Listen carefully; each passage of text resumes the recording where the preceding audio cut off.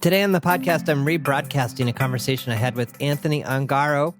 We had that conversation towards the last quarter or so of 2019, and with Anthony's permission, I'm going to rebroadcast it here. Anthony has a community and a body of work that he calls Break the Twitch.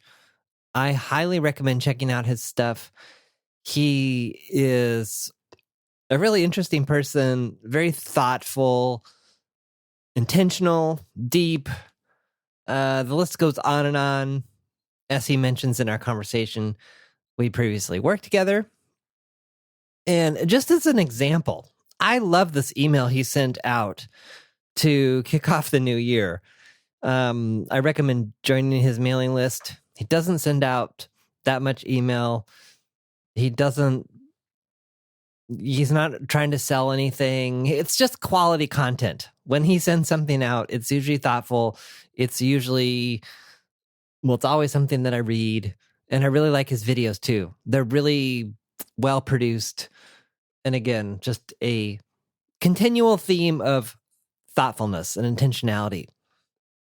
So the title of his email from January 1st, 2020 was 2 minutes for 2020.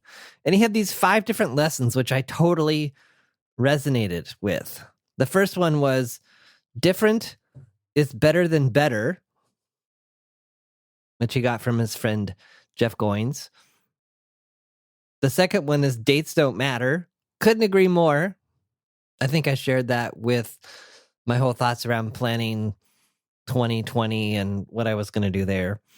You don't need a resolution. The whole idea around New Year's resolutions and how they are really not that useful. Doing changes your identity. So the idea here is if you run, you're a runner. If you paint, you're a painter or an artist. And I would take this and stretch it in a slightly different direction, which is who you are being, how you are showing up to a situation changes the situation, not trying to necessarily change the situation. Next one is do less. This is a hard one. I totally relate to it as well. From my time in the ACS community and elsewhere, we refer to it as slowing down. Just when you think you can't slow down more, it is possible to slow down more. And if you're a recovering project manager or a perfectionist or someone that's always trying to get something done, this one's really, really, really, really, really hard, because when you're not doing something, you feel like you're lazy or nothing's happening. And if you're not doing anything, in other words, if there's no action taking place, then there can be no outcome. But I am learning a little bit each day that this is definitely not true. And then the last one he shares is play like yourself, which is getting at the idea of being the most and best you, or as probably an overused term these days, becoming or being the best version of yourself. Again, I totally resonate with this because I see that coming through more and more in my own work with people. The more that I can be more authentically myself, whether that be less filters, less dishonesty with myself and with others in very, very, very, very subtle ways, the more me can come out. So I'll link to this post, also the video that goes with it. Here's our conversation. Hello and welcome back to Break the Twitch. I'm your host, Anthony Ongaro, and this is an interview-based podcast on intentional living and practical lifestyle design. In each episode, I sit down with an amazing guest who shares their expertise and personal experiences in areas like removing distractions, building habits, and exploring creativity. In this episode, I share a conversation with my friend John Polstra, a CPA turned change agent and certified professional co-active coach. This is a pretty vulnerable one for me, actually, because John was my personal coach for over a year and a half. We open up a lot about the things we worked on during that time and some of the mental tools we used to get through different challenges. In this episode, we discuss the difference between courage and commitment, the power of writing your personal narrative and asking yourself better questions, the difference between being and doing, and how both can help you find clarity and take action in your life. If you've ever had the thought there has to be more than this, then this episode will also be a helpful resource on your path. One quick note, we had some technical issues with the audio recorder on this episode, and we had to use audio from one of the cameras, which picked up a little bit of echo, but it still should be perfectly fine. It just may sound a little bit different from our usual episodes. This one is super valuable and absolutely worth a listen. We really wanted to get it out there, so here it is. Just wanted to give you a heads up. And finally, this podcast is made possible by the wonderful humans in our member community. If you enjoy our work here at Break the Twitch, we'd love to have you as one of those wonderful humans as well. Become a community member at breakthetwitch.com/community and see all the fantastic benefits of joining. That's breakthetwitch.com/community.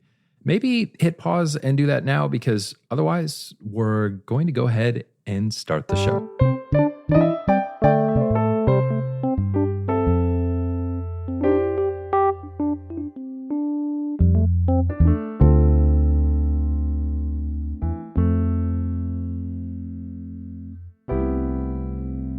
Hello, John. Hello. How's it going? It's going well. That's good. It's a pleasure to have you here, and quite the honor, because I think, was it last time that we were together in person? It was on the bus. The bus, yes, the awesome. Yeah, welcome back to Portland. Thank you. Yeah, well, I think 2016 WDS or something like that. Mm-hmm. Yes, I was fortunate enough to sit on the bus next to you. And likewise. So we were at World Domination Summit in 2016, and we happened to be on this bus together, getting bused to the final party. And we had the fortune of sitting next to each other and ending up working together and all kinds of other stuff. So I'm really excited. And for me, this is a special chat because you were my coach for about a year and a half. That's right. And so we're going to see what comes up. All right. You're going to turn the tables on me. I'm really curious, kind of just off the bat, in terms of career and career changes and things. You started out in a very different place. This is true. From doing one-on-one coaching. Tell me a little bit about what that was like in terms of starting out and where the transition really happened. Okay. There are several transitions. So if we go back to the beginning, I was a computer science major in college, and I had a very emphatic accounting teacher that said that if you wanted to be a CEO, you needed to be a CPA. So I changed my major from computer science to accounting, got an accounting degree. If you have an accounting degree, the next logical place is to get experience at a CPA firm. I spent some time at a large bank in Los Angeles, followed by a CPA firm. That was about 4 or 5 years of time. And I did an IPO or two. I saw some quarterly SEC reporting. And I thought, this isn't very fun. I'm not really liking getting out of bed every morning. So I changed within the public accounting firm that I was working for at the time, did some ERP consulting, which incidentally led me to spend some time in Minneapolis later. So fast forward, I left my job, went to Europe for a year and a half or so of traveling, working for a nonprofit, landed in Massachusetts. At what point in your life was the year in Europe? This is about 5 years into my career. So this is like 28, 29 years old of like, wait, this was supposed to be fun. It's not. Making money is great, but I'm not happy. As I was kind of becoming disillusioned with my career and where I was going, a friend of mine said, hey, you really ought to just get out of the United States, go to Europe, just step out of your normal everyday life. And so I did. If I hadn't done that, I probably would not have met my wife. I probably wouldn't have changed careers again. Just a number of things kind of came from that somewhat scary, but like pivotal decision. Like one of my favorite memories is sitting with the managing partner of the accounting firm that I was with in his office. And I was basically taking this massive leave of absence to go to Europe. And his exact words to me were, you realize this is going to leave a huge hole in your resume. Oh, that was not where I thought that was going to go. And for the first time in my life, I didn't, I cared, but I didn't. And I remember looking him straight in the eye and saying, yeah. Wow. And this is what I think his reply was something like, doesn't seem like I'm going to change your mind. I said, no. And it was a place of fully just centered, knowing I'm doing this. Is it scary? Absolutely. Do I have to do this? Absolutely. And it was kind of one of those moments, maybe we talked about this, which later when people would say, oh, it was so courageous of you to quit your job. And I never thought of it as courage. I thought of it was more of I like this distinction between courage versus commitment. It was more that I was just committed to something's got to change, and I got to change. I got to do something. So it's not it was scary, but it wasn't like this moment of wow, I'm just going to be a courageous person. It's just I got to do something. So I did. It reminds me of the expression, feel the fear and do it anyway. Mm-hmm. Courage often is fearful. Yes. I think. Yes. Yeah. Oh, totally. Yeah. Well, that's incredible. I'm always fascinated by those transition points that you see a clear loss and have a massive question mark in terms of what will be gained. Mm-hmm.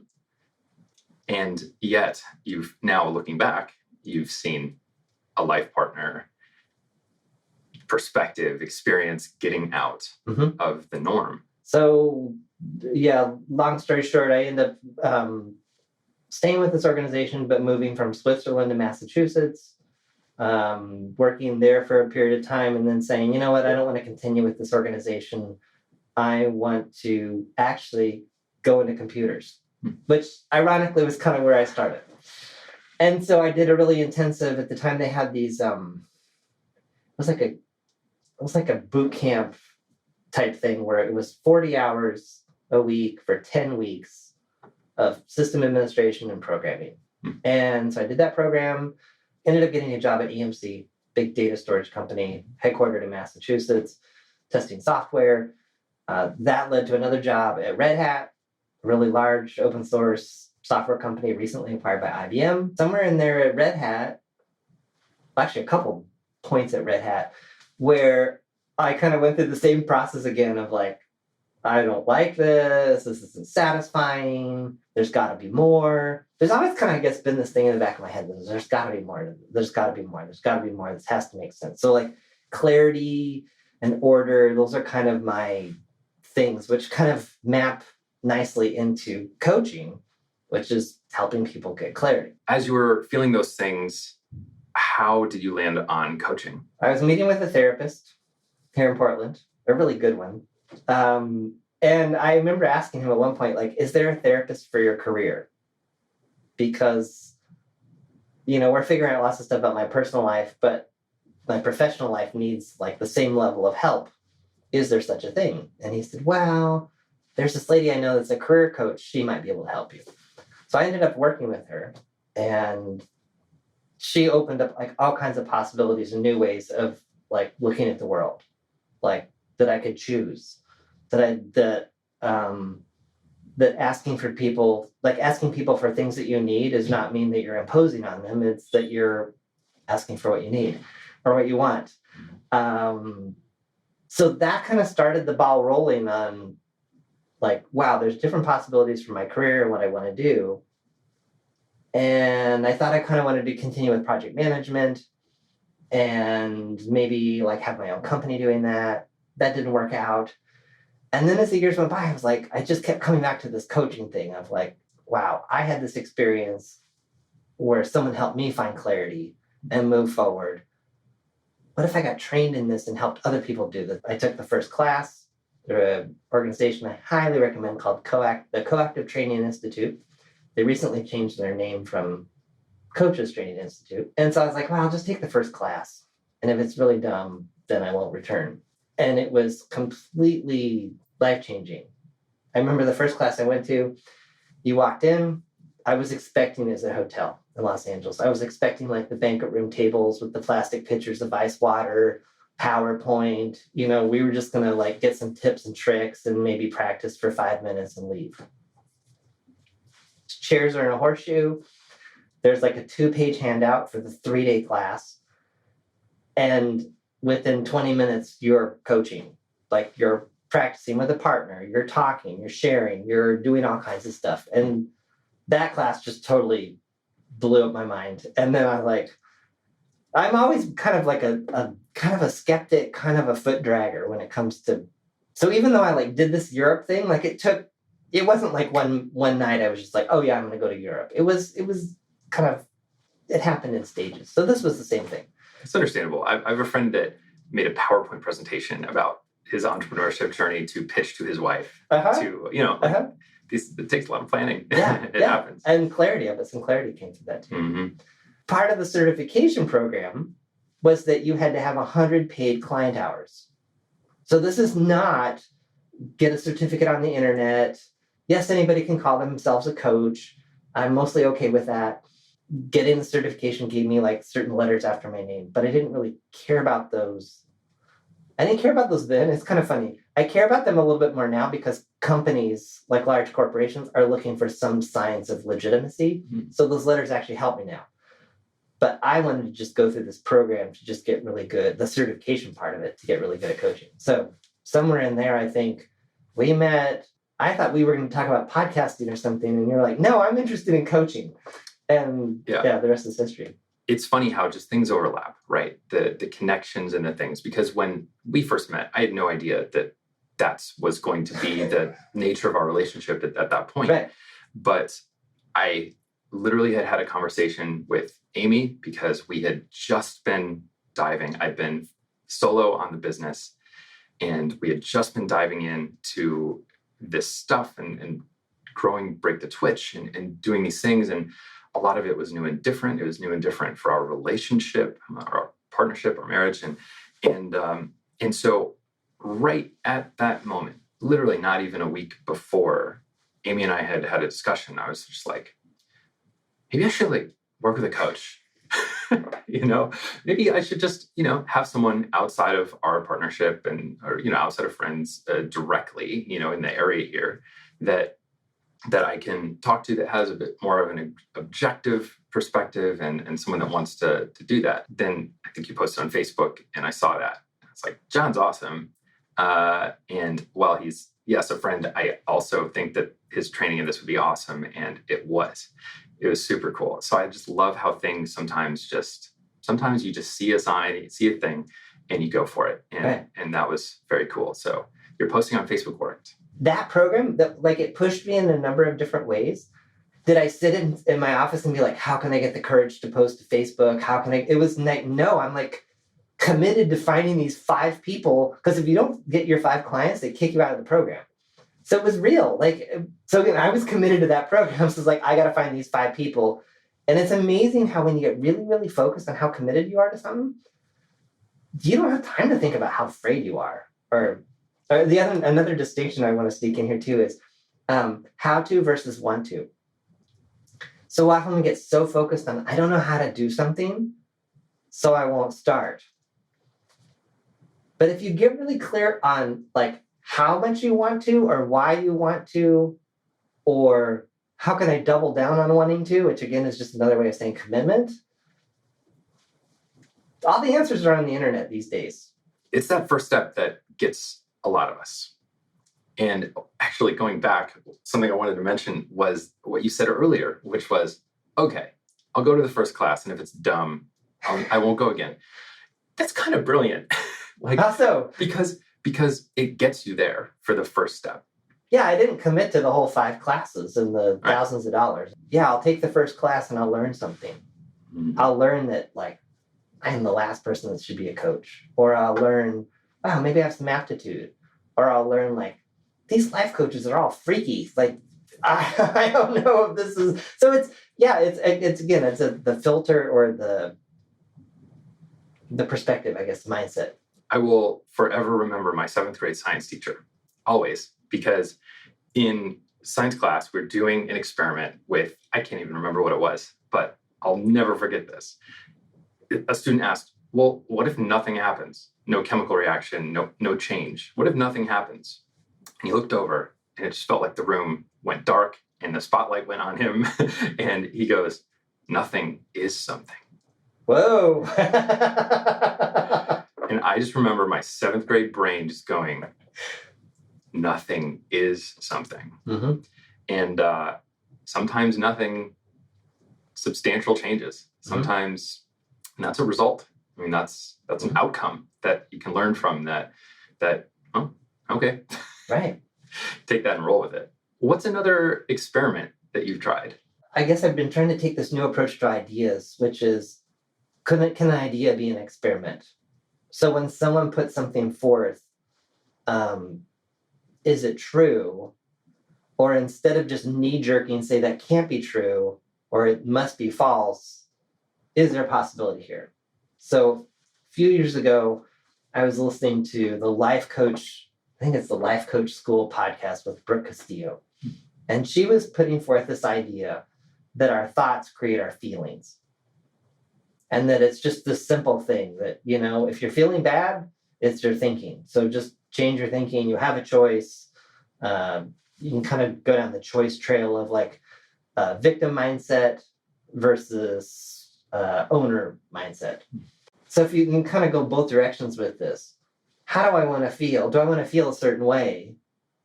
What do I need to be thinking? So I'm going into this really difficult situation at work.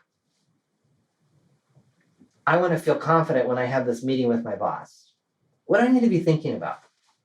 What thoughts? If I can, now granted, I believe we can put thoughts in our head. I hold these two things in tension. I believe we can kind of put our thoughts in our head, and I also believe that our brain is just kind of like manufacturing thoughts all the time. Mm-hmm. And we can kind of look at those thoughts like a river. Like I was talking to someone recently, and I just made this metaphor up, or maybe I heard it somewhere. I said, what if you are a boat in the middle of a river, and this river, like there's just water. This water flowing past the boat is just your thoughts.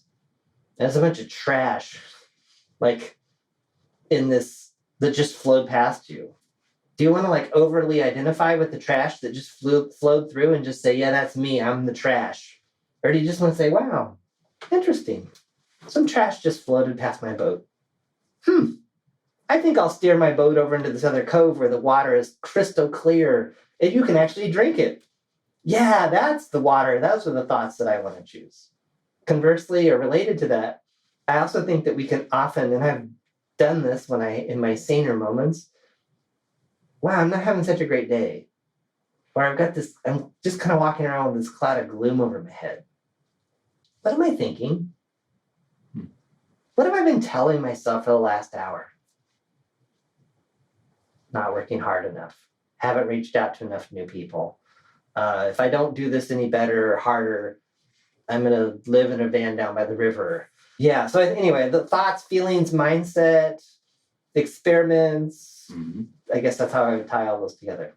In many ways, they are all one and the same. Our willingness to experiment is our belief in our ability to, and the potential outcomes, our thoughts around the feelings, the things that we combine that make these things possible, and how we're living day to day. I love the expression about how we feel is how we think, or around that. They're intimately connected. It is amazing. I'll catch myself going down that path sometimes, especially when things are just overwhelming, even if I've gotten a lot of work done and it feels like things are on track, and I'll just go, I still don't feel like I've gotten enough done today. I bet this other YouTuber probably has gotten way more done. Why, how is this possible? How are people doing this so well? And those are the types of things that I kind of recently have been sitting down. At least this is how I've been kind of coping with that sort of thing. Just sitting down and going, okay, like what's going on here? These thoughts, not only are they not helping me at all, but they're actually just making me not even pursue my best work right now. I just need to like stop and just breathe for a little bit here. We're okay. We're fine. One of the things I remember us working on, I think it was a sense of like, I have this belief that I don't finish things. I'm not a finisher. Mm-hmm. And in our work together, like, I don't remember what shifted it exactly, but I remember just coming to this, like, once you threw that belief away that you were not a finisher, that you were a finisher, like your book came out, like all kinds of things happened and shifted. Yes. There are many, many things that came as a result of us speaking regularly and working together. One of them is exactly that. And this happened to be going in tandem with a lot of things. And the perspective really helped a lot because I did have that narrative. And what's funny is that I had that narrative because there was evidence of that narrative in my previous life, right? I would take on too many projects. I would have too many things going on, and it would be too much. And thus, I would be diving into so many different things, and then you have things that sort of fade off, don't get finished, ideas, different things that start and didn't come to completion. And so in my brain, oh, well, I just am not very good at finishing things. Of course, this makes sense. This makes sense. Yeah, and I love see the evidence. I love that you called it a narrative, because that's the other, so related to this idea that we can like choose our thoughts. I believe we can choose our narrative. We can choose our story. If we're just going to make stuff up, like why not make up something good? Yeah. And so I feel like maybe it's been several years since we worked together, but I feel like maybe that's some of what we did. And I think that's how a coach can help, and also an independent perspective, which is to say, okay, you just created this really crappy story over here by putting like these 4 pieces together from high school or when you were in junior high or whatever. Mm-hmm. This is Anthony of today. This is the Anthony that I see. Mm-hmm. This is the Anthony that keeps telling me about all these people that he meets, that he knows, that are either celebrities or well-connected or what, like, it was like amazing every time that was just one of the reoccurring things I remember too. You're like, yeah, I just met so-and-so and they're running this massive company. Or yeah, I ran into, and they introduced me to this other person and now I'm doing this. And I'm like, well, wait a minute. Like, which story do we want to believe here? The guy that the universe continues to just like send all this gold to? Or this guy that like never finishes anything? Like, which one do you want to live into?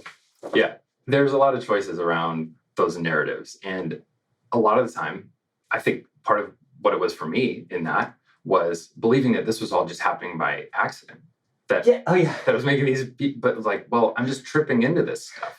And no, you told me you did this and you did this and you went on this trip and you had this connection and you followed all these things. That conversation led to some blog posts about just feeling like the way I did things was not the right way to do things. I was often encouraging you to make your message. Yes. Of like, here it is. And I also want to say too, I want to be super, super clear. Like my experiences, we can't do this on our own. And I fall into this, and I'm working with a coach right now. And, I was like, because I'll get all up in my head. I'm like, I know my thoughts create my feelings and I'm having a really bad day and I just need to have, and he was just like, dude, this is real. You're not having a good day. That's okay. Yeah. And what it took was another person to speak into my situation and to help me to kind of reorient. And so I guess what I'm wanting to put out there is, yes, we may have these beliefs and philosophies that thoughts create feelings and all that. And sometimes our days are just bad and bad stuff happens. And we can't just like mentally like walk ourselves back off the ledge. Right. Now, some people I know say, well, no, there are no problems. That's just a perspective too. That's a whole nother rabbit trail. But yeah, I guess what I really want to acknowledge and say is, like, this is real stuff. Mm-hmm.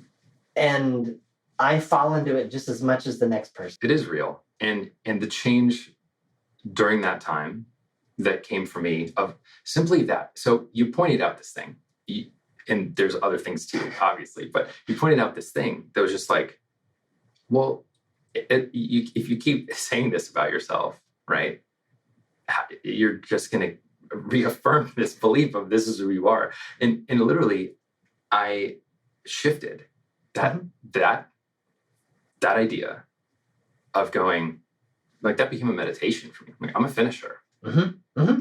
And it's the same way I tried to overcome my fear of public speaking, or I did overcome it. I sat down and was like, I'm a great public speaker. I'm awesome. Mm-hmm. And I literally meditated on that. So similar philosophy, but I literally took that from you and held on to it. At the same time, we had the themes and streams of minimalism, less but better. Mm-hmm. And I saw this as a tool, and these things, coming back to the idea of all these things kind of overlapping and combining in life, all of these things happened. I go, well, I am a finisher. I just need to do fewer things. I need to do fewer things at the same time. Mm-hmm. I need to stick through when things get tough and see them through, mm-hmm. and either say, no more fading away. Like, this is going to be a thing that I intentionally choose that is not a good fit for me anymore, or I'm going to finish it. Mm-hmm. Mm-hmm. And that is exactly what has happened. Well, and also asking better questions. Like, what's coming to me here too is this idea of choosing what you want and then asking yourself better questions. So what would I need to do to be a finisher in this situation? Mm-hmm. That's situation specific, right? Yeah. Versus, why do I never finish stuff? Because I'm stealing this from Tony Robbins. It's this idea that our brain is a computer and we give it work to do. So if you give your brain the question of, why do I suck? Your brain's like, well, John, let me really work on that for the next hour, and I'm gonna make you feel really good. Or it could be like, yeah, what would I need to do to be a finisher? The other question, and this can be, I sometimes call this self-coaching, and it's kind of a coachy term, but I don't have anything better. But it's the idea of like, how is this serving me, or will this serve me? Yeah. So it could be a true fact that in junior high, you didn't finish that paper and you flunked a grade. I don't know if that's true. That might be true. But if you get to choose, on good days, I can ask myself that question. On other days, I need help. A friend of mine says, if you ask shitty questions, you're going to get shitty answers. Yes. Yeah. Garbage in, garbage out. Yeah. And it's true. Even just the positioning of how we ask ourselves these things when we have the kind of mental clarity to step through. Mm-hmm.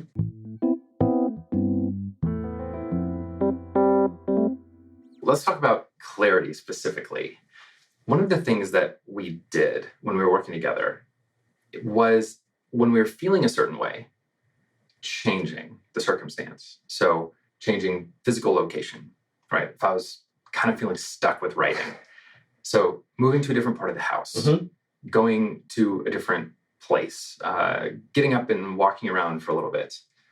How has that come to you? And is that something you're practicing? And what have you seen from that? Part of that was my training. Countless times with you. And in this case, we weren't doing video. We were just doing phone. Right. I'd be like, okay, Anthony, tell me where you are. And you'd be like, I'm in the living room. We had some topic. And you're like, what comes up for you around this topic when you're sitting in this space?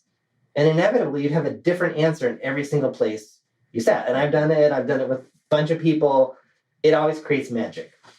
In terms of how I use it myself, I don't use it as much as I would benefit from. I was going to say should. Like, through my training, like, I remember one training session I had, or one coaching session I had, we were talking about empowerment and going into meetings. And my coach was like, so who's someone you really respect? And I was like, Jocko Willink. He's like this Navy SEAL. He has this book called Extreme Ownership. She's like, great. How would Jocko stand? So I like stood up and was like trying to, trying to like be this, total jacked up SEAL. And then she's like, okay. And, how would he be? And so it was this idea of, so I stood up So I'm not sitting like hunched over my desk. I'm like standing kind of like this A-frame stance. And it was like, so what do you feel in this space? I'm like, wow, power, groundedness. I started doing a lot of my coaching that way because I felt that I brought more presence and more energy. I was standing up, and I will get feedback occasionally from people on phone calls that I don't know. They're like, you're bringing such amazing energy to this call. And it's that I'm standing up at this standing desk that I created out of a rubber tub and an IKEA desktop. It's like collapsible, and it just goes under my desk. It comes on top. So that's a way of playing with your, like, different places. Sometimes I'll sit in a different chair, move to a different room. How might you suggest someone try this for the first time if they're feeling like they're in a funk or they want to try experimenting with this geography? Just go sit in a different room. So if you normally sit in this one desk, like I would really mix it up too. Like sit in a weird place. Sit in the bathtub without any water. One time I was like, hey, it's really nice outside. And they were local. And I said, why don't we both go outside? So we both went outside. What's going on out here? Oh, it's different. There's a whole world out here. Yeah, what else? Anyway, so yeah, that's how, I guess I would just say it can be as small as like 2 or 3 feet and you'll feel something different. It's interesting because this is reflecting back to what you said earlier in the conversation about getting out of your routine, getting out of your world, right? In a big way, going to Europe for a year and really just finding different things, or in small ways, in micro ways that we can approach on a day-to-day level.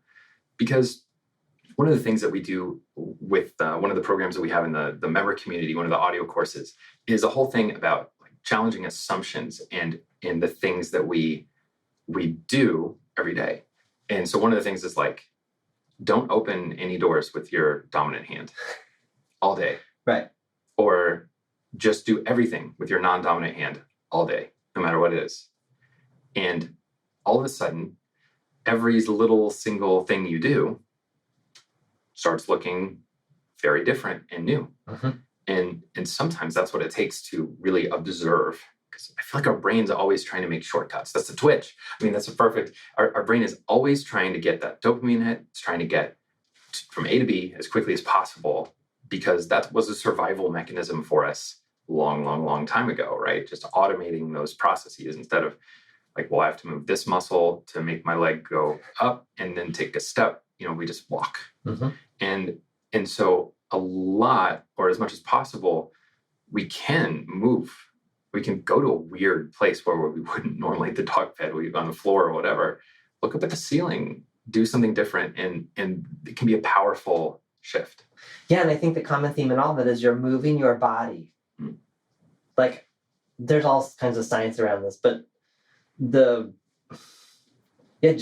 just sitting at your desk and trying to continue to think your way through to get to a better place.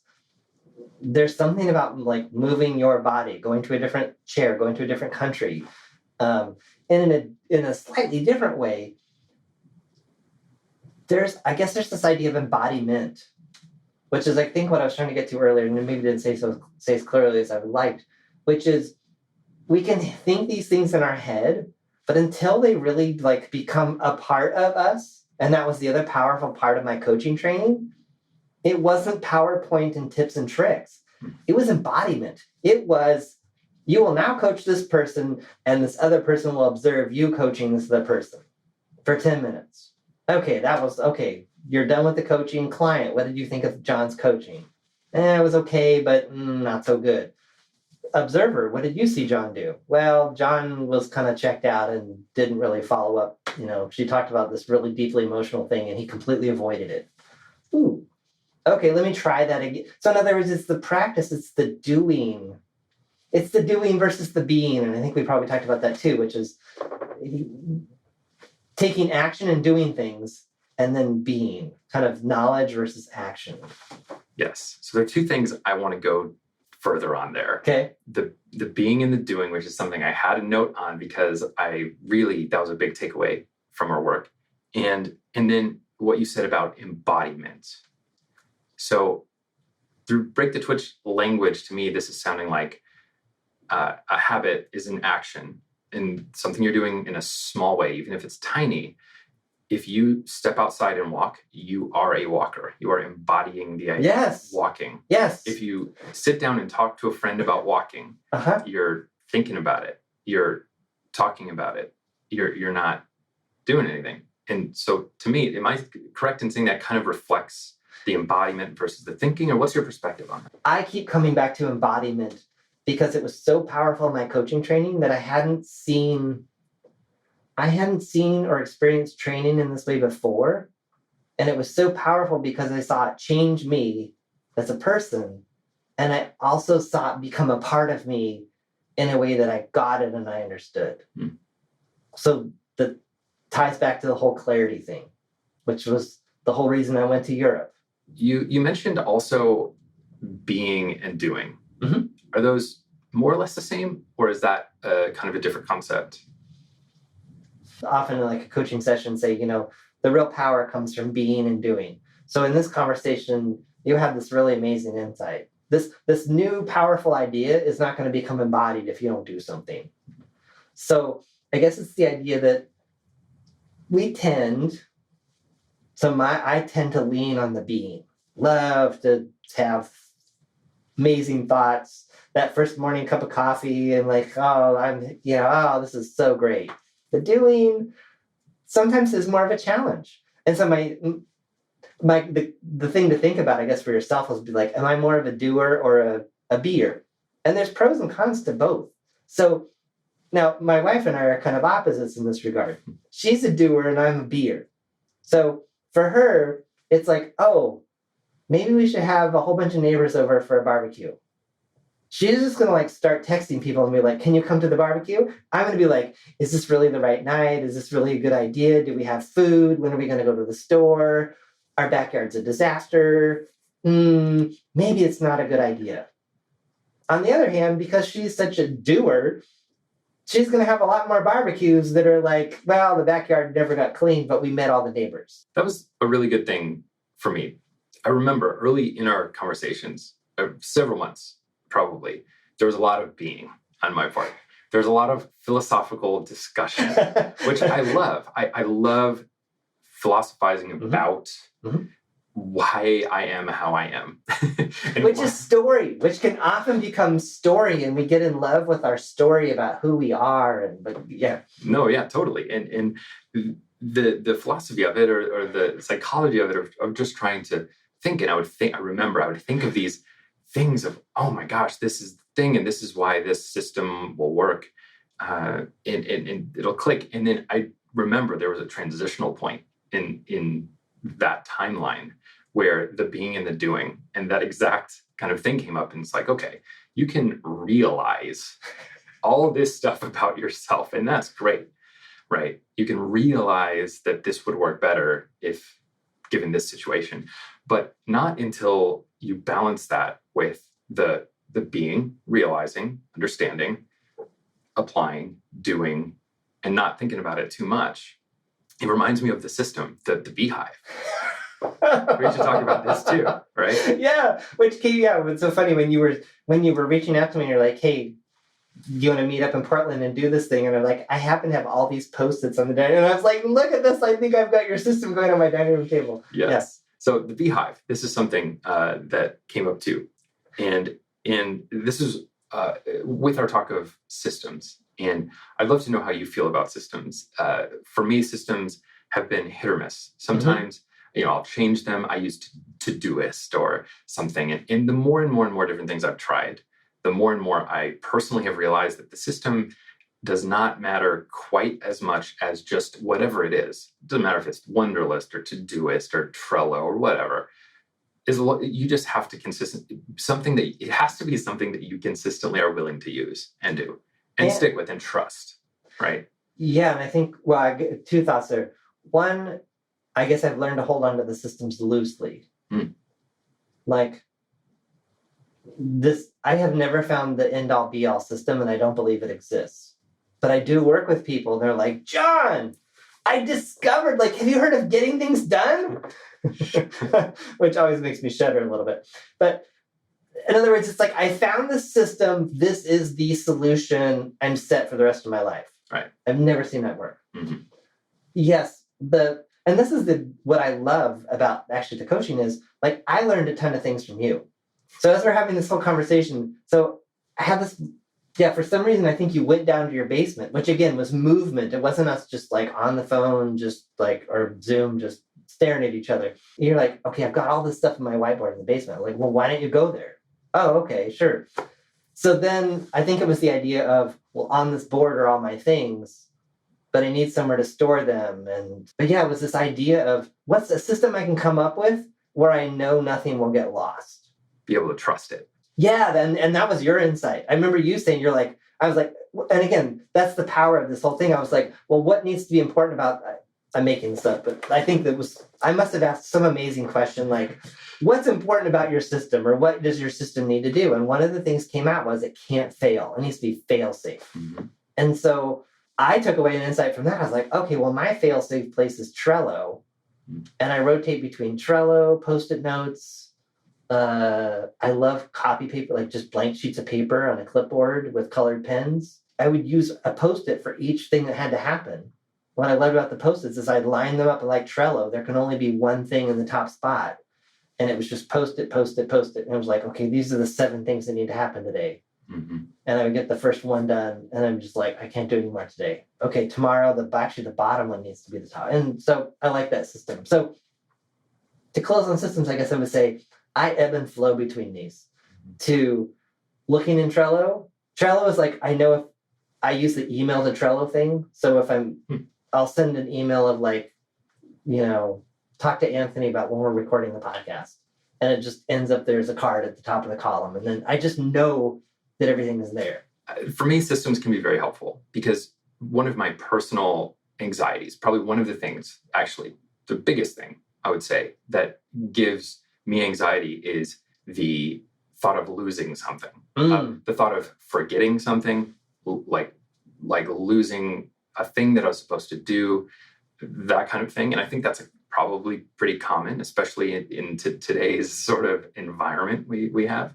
And so capturing the stuff, I think that's, get things done. Which is, the total stealing from getting things done. And I think there are good things in getting things done. Sure. But the whole system of the weekly review, and it's like, I don't know how many weekly reviews are on my calendar that never happened. Yeah, for sure. And so there's obviously going to be pros and cons to all these things. But the Beehive, specifically for anyone that is curious about this and wants to try it, I really enjoyed it, really liked it in the house in Minneapolis that we no longer have.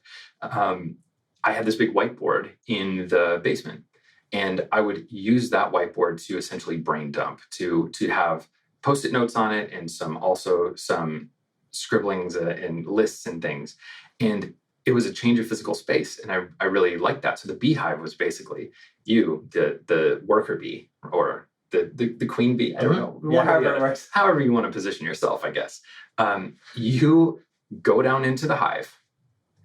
You see all the flurry of everything going on. You pick a thing, a Post-it note. You take a list item, either wipe that one off the board, and then you take that one thing, you carry it back upstairs to your working area, and that is your task. That was a brilliant thing I thought about your system too, which was like one way that I help people reduce overwhelm is to dump it all, but then not have to look at it. Mm-hmm.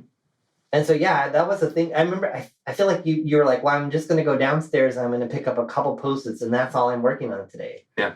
And that's a tie into another thing, which I love, is like defining success. Mm-hmm. So how are you going to define success today?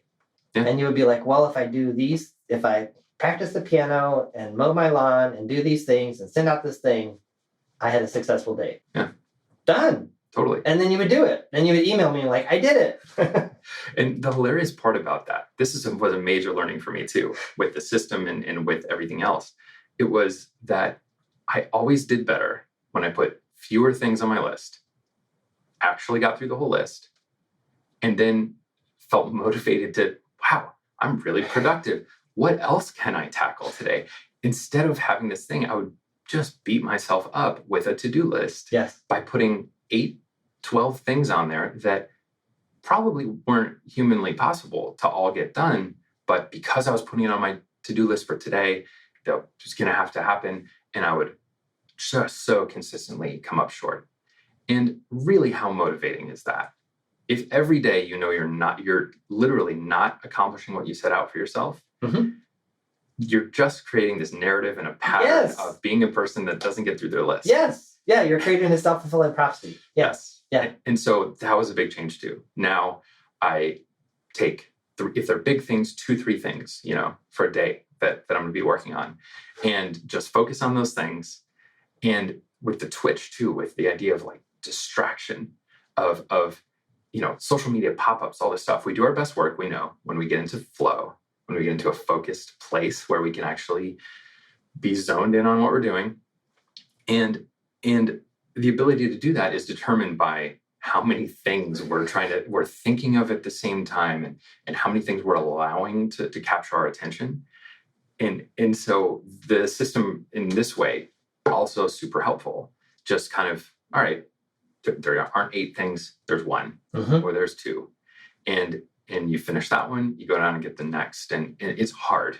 We are conditioned as humans, and all of our culture, I think, has tapped into take advantage of the fact that we are highly distractible thanks to our ancestry, right? Well, I think there can be different like motivators too. Like with this coach I'm working with, I've committed to him that I will only read 4 books. In the 8 or 9 months that we're going to work together, no other books are allowed. So how is 4 books different from what you might normally do? Shiny. Oh, James Clear has his new book on habits. Oh, I've read a lot of books on habits, but I'm sure this one has like the secret key to the universe that I don't know yet. But like, how many books would you normally read during this period, or buy, or acquire? I'm not a huge book buyer, but I'm a huge fan of the library. I probably at any time have 3 to 5 to 8, like in process. Oh, someone just talked about this book, I'm going to go get it. So just constant. So it's the distraction factor kind of thing, like social media and the notifications and all that. But I guess what popped into mind as you were saying that is, there's also something different here, which, it's looking for a hit of something. And instead of a hit of dopamine, it's a hit of knowledge. This notion, and I guess this is something I'm really passionate about these days. There's this notion that like the smartest, most successful people read hundreds of books a year, or they read 100 books a year. So in other words, the more knowledge and the more books you can cram in your head, the smarter you'll be and the more successful you'll be. What I came across in a book recently, it was called Straight Line Leadership. It was a punch in the face. It was like, how much of the stuff are you reading are you actually implementing, being and doing? I was like, oh yeah, I'm on this massive like information consumption, shiny, new knowledge. That's going to be the key. Oh, a new book on coaching. Yeah, I need to read that. It creates this like just fragmented kind of this is going to be the solution, or this is going to help me, or I just need to just cram one more thing into my head. And it's amazing to like step back from this. It's not to say that I have to read the same 4 books for the next 10 months. I'm consciously and intentionally. And I created a Google Doc for him the other day. I was sort of getting a little slippery. I found this other book that I got at this conference, and and I'm kind of reading it now, and I'm like, okay, I got to come clean. Here's what we agreed to. Here's the 4 that I'm reading right now. Here are some other ones that we've talked about that fit into the type of stuff we're working on right now. And here's a whole bunch of other books that I've heard about from other people that I'm just tracking and I'm doing nothing with. And the rule that I created was, if I want to add another book, one has to come off the list. The one in so there can only be 4 in play, which I can bounce between. Like Straight Line Leadership it's these short little chapters, and I call it my morning punch in the face. Like they're all like, whoa, I need to think about this differently. I need to do this differently. But after reading that like so many days in a row, sometimes it just starts to feel like, oh my gosh, there's like so much to implement and do here. Maybe there's a parallel there of the thought that all this stuff will make us feel better. The thought that like all this knowledge is going to make me smarter, wiser, more rich, or whatever. Sure. And it's funny you talk about minimalism, and that is minimalism, habits, creativity. I'll break the twitch, the pillars I call them. But increasingly, minimalism is becoming less important to me. And before someone takes that sound bit and puts it on the news, I want to clarify and say that I've been learning to think of minimalism much more holistically as simply removing distractions. Because as soon as we pursue a title of being a minimalist or in this area, certain things happen, I think, that are not necessarily as beneficial as removing distractions. So it becomes an identity. It becomes an identity all of a sudden. And I think that's okay. You can have that identity. I think minimalism is a powerful, wonderful thing that has helped me a great deal. But the majority of the work, removing physical possessions, removing dud projects, stopping taking every new shiny idea or saying yes to every single thing that someone proposes to me, has been simply the core of removing distractions so I can do more of what matters. Mm-hmm. And so that was always been the first step. So yeah, it is funny because I think most people that are naturally minimalist, and I'm doing air quotes for those listening, they maybe just have a certain philosophy around trying to focus on what matters to them, and so it's funny, the pursuit of titles, and that's maybe an entire podcast episode on its own. But it's an interesting thing. So have you been in this experiment now for a bit with the 4 books? It's and been have you seen since like July. So we're in September. Mm-hmm. It's been a couple months. And so another challenge I got was, and with all coaching challenges, and we had these two, it was always your allowable responses were always yes, no, or something else. So his challenge to me was, I want you to have a day where you do nothing. No reading, no journaling, no reading, like whatever you do, just be with yourself, be with your family. I was like, no. What does that even look like?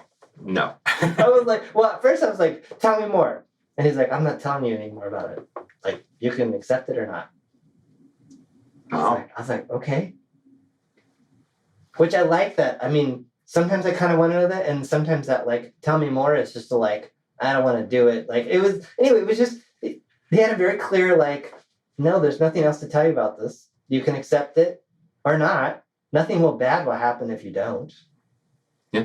So so I was like, okay, I'm declining that challenge, but I'm going to experiment. I'm going to hold on to it. Okay. So I started playing with it. I was like, oh, okay, this Sunday afternoon, for the next hour, nothing. It was kind of uncomfortable. But then I started having like creative thoughts and like, oh, maybe my son wants to go do something. Maybe I could, the kitchen's kind of dirty. I think I'll just play in the kitchen. So it had all these other, and then we just recently got back from this massive road trip. We drove 6,700 miles in about 26 days. We went through Minnesota, Albert Lee. Wow. Yeah. Just spent the night there, and that was our experience in Minnesota. I'm pretty sure that's like the discount mall center of the universe. I think we stayed at the Country Inn Suites. Perfect. It was a very nice place to spend the night. The first week of this road trip, I didn't listen to any podcasts. I was barely reading. So I also had to disclose this, that I was reading The Count of Monte Cristo. I've heard that's a classic literature, really good book. Anyway, so I was reading that, but I didn't even read it. So for the first 4 or 5 days, we mostly camped for the first part of our trip. All I did was drive and sit and look out the window and take naps in the car. And it was amazing, like, how present to, like, what was going on. I think some of it was, like, detox, just shedding months and months of, like, doing. And it was just a lot of being. And I guess I was more present to, like, my family and what was going on around me. I think I have more memories of this, like, at least the first week of the trip than I do of a lot of trips. And it also, like, all the stuff going on in my head. We're in the middle of Wyoming. It's 100 degrees. The transmission just shifted kind of funny. And there's no gas station or anyone for like the sign we just passed said no services for 50 miles. What would we do? Like all kinds of stuff was going on in my mind. And just being with it. Not having the like, well, let me just listen to a really interesting podcast or let me read it. Like there was no escape. I don't know. It was just kind of a purifying experience of just being with whatever was going on and just being present to everything, even if it was unpleasant. That's a big one right there. Whatever you're doing, do it. Or whatever you're feeling, feel it. Yes. As opposed to, oh, shiny, I'll just read this book and feel better and escape this uncomfortable feeling that our car might break down. Mm-hmm. No, just like immerse yourself in the feeling that your car would break down. Yeah. And at the same time, again, what I was saying earlier, I was like, oh, my thoughts create my feelings. I need better thoughts. Like I'm trying to do it, and it just didn't work. And so I asked myself a different question, which was, okay, if we really break down, what will I do? I thought, well, what have I done in the past? It's like, well, someone always comes.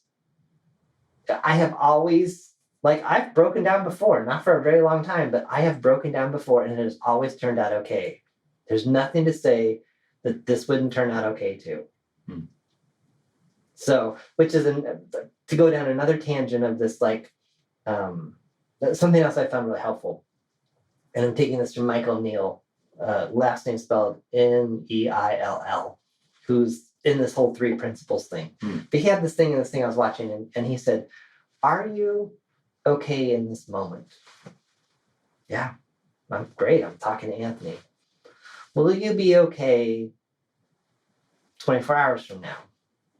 And okay could be in the context of this road trip, or sometimes it's, running my own business. It's like the money thing. It's like, how's the money? Is the money going to be okay? Mm-hmm.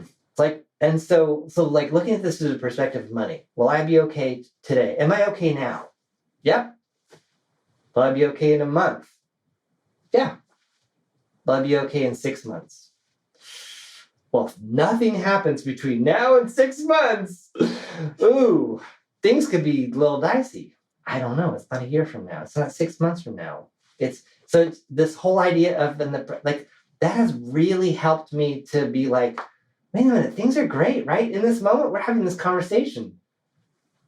This afternoon, I got a few things planned. Those are going to be pretty good too. Tomorrow, I kind of know what I'm doing. Yeah, that's going to be okay. Mm-hmm. And so getting out of this catastrophizing, or however that you say that word, and just the present. So yeah, I think this road trip was a way of practicing being in the present. It's kind of not a forced detox, but sort of, I don't even like the word detox anymore but it was a cleanse. It puts you in a position to face the discomfort, feel it, and get past it, which is amazing and rare. I think that we have those opportunities. The flow state of creativity, of being, and seeing opportunities as they come because we're not so distracted, that takes that exact practice of okay, putting down the shiny things and sitting. Ooh, that's uncomfortable. Shouldn't I be doing something? Shouldn't I be, right? Or I'm trying to write, got the blank page. Shouldn't I be washing the dishes right now? Or shouldn't I be doing this other thing right now? And sitting with that. And then it fades. The path through it is right through the middle of it versus the detour trying to get around it. And you sit in it, and you sit in it, and it gets a little easier, you go deeper, and then it's suddenly easier to focus. It's suddenly, until you get pulled back out. Right? Well, and I think we did some of those exercises too, where you'd be like, yeah, I'm feeling really heavy or really, I don't remember saying you were sad, but I'm just looking for, and I'd be like, okay, so back to embodiment, where do you feel that in your body? And be like, wow, it's kind of on my chest. And what does it feel like? And we would go right into it. What does it feel like to be there? What do you see there? What? And then there's, 10 minutes later, what's there now? Yeah. It's kind of dissipated. Oh, okay. It wasn't so bad. Feeling what you're feeling. Yes. Being there. Yes. Now. Yeah. It's such a raw human thing.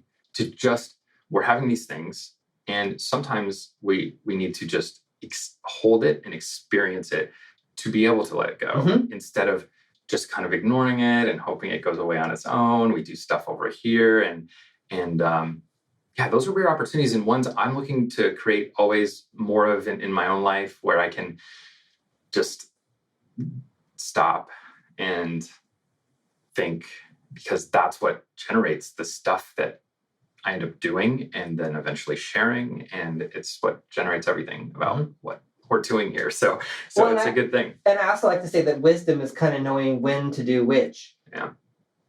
And again, sometimes we don't know, and so it's better to just choose something and do it versus be in the in-between state. So it could be like, well, I think in this moment I just really need to be with this. And you might learn, well, I really should have just gone to the doctor. That pain in my stomach was really an ulcer. And, just being with it wasn't such a great idea. Knowing thyself too, right? I think which comes through experience and experimentation. And probably screwing up a lot of those experiments and having and not necessarily reading it in a book, getting the data download. Around finding this opportunity in being and balancing it with doing and that kind of thing. Are there any particular practices, actually tiny actions or different things that show up day to day in your life that you found helpful in seeking that balance with work or creativity or anything like that? Meditation has been huge. The short version of this is the 5-minute journal, which I highly recommend. It's by Intelligent Design, I believe. I gave myself a 40-day challenge around gratitude. And then that turned into like 200 days of not breaking the chain after I broke the chain. Because the whole idea was you had to go at least 40 days without missing a day, or you had to start over. So I got to like 200 days. Well, actually, it was the conference when I saw you in Minneapolis last year. I met a couple of ladies at one of the happy hours. We got talking about meditation. So I took a meditation challenge from one of them, which was really funny. She was really into like energy stuff. And she's like, feels like for you, 8 minutes would be good, but 10 minutes would be great. I was like, okay. So I was like, again, experimentation. So she's like, in the morning, it's like, it'd be awesome if you did it twice a day. So I was like, okay, I'm going to do this twice a day. I did 10 minutes, and I really like the Insight Timer app. Yeah. So I did it. I've done it for a number of days. And I do it at least once every day. And I find that it's just 10 minutes. Like, I play with longer amounts of time, but I guess the big takeaway here is there's something about just, for me, sitting in stillness, and I'm not real picky about it. Like, there's no right or wrong way to do it. And the reason I come back and do it and I keep doing it is I sleep better. I'm more present. If I don't do it before I go to sleep, it's like, I can't, it just helps to just, I think, kind of slow things down up here. And I know some people are like, oh, I'm not into the whole meditation thing. I don't know what to say to them. It works for me. Some of my really great insights have come in that kind of like not doing time of, an idea just popped into my head of something that my son might want to do. And he's totally into it now. Like, where did that come from? Sometimes like certain people that like, I wonder how this person's doing. And I'll just send them a quick, like, hey, I just thought of you today and wondered what, like, oh, I was just thinking of you. Like, so there's been some really kind of freaky things like that have happened too. I have had some freaky things happen with that too, around connectedness and just the consciousness within meditation and just allowing those things. My best ideas come when I just sit and just let things flow, let it go for a while. And that's been or that notion if like you're going to have a really, really busy day, you really do need to take some of the extra time and it will pay off. And yeah, I've even done it for like, oh my goodness, I only have 3 minutes before this coaching call. It's like, well, 3 is better than none.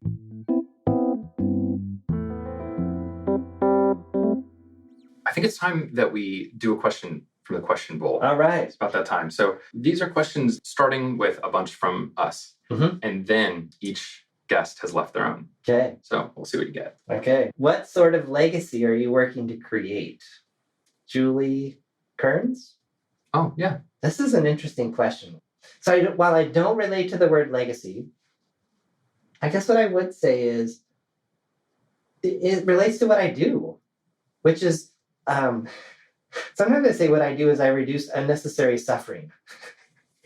So much of what you and I talked about, and maybe some of the work we do together and the work I do with my own coach, a lot of it's just unnecessary suffering, like that we're putting ourselves through.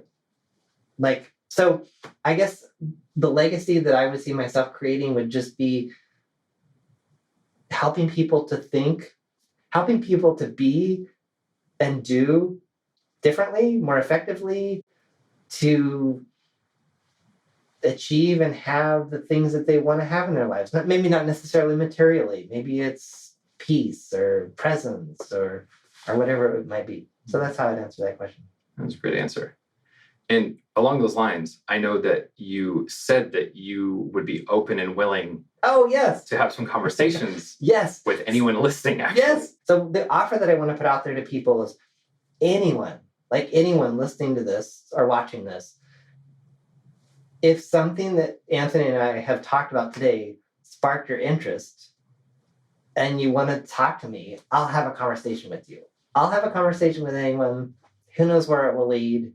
But yeah, if something sparked your interest or you want to go deeper, you're like, wait a minute, John, I don't totally believe that. That's totally my shtick too. Like, let's have that conversation. Nice. And so if someone does want to do that, where could they find you? The best place to find me is johnpolster.com. My last name has kind of a funny spelling in that it's spelled Poelstra. And we'll put a link to that in the show notes as well. And so I really appreciate that offer. That's super generous and one that I benefited from greatly over the years. So thank you for that. And thank you for offering that to the Break the Twitch audience. And I'm just really glad to have had this chance to sit down. Thank you. Thank you.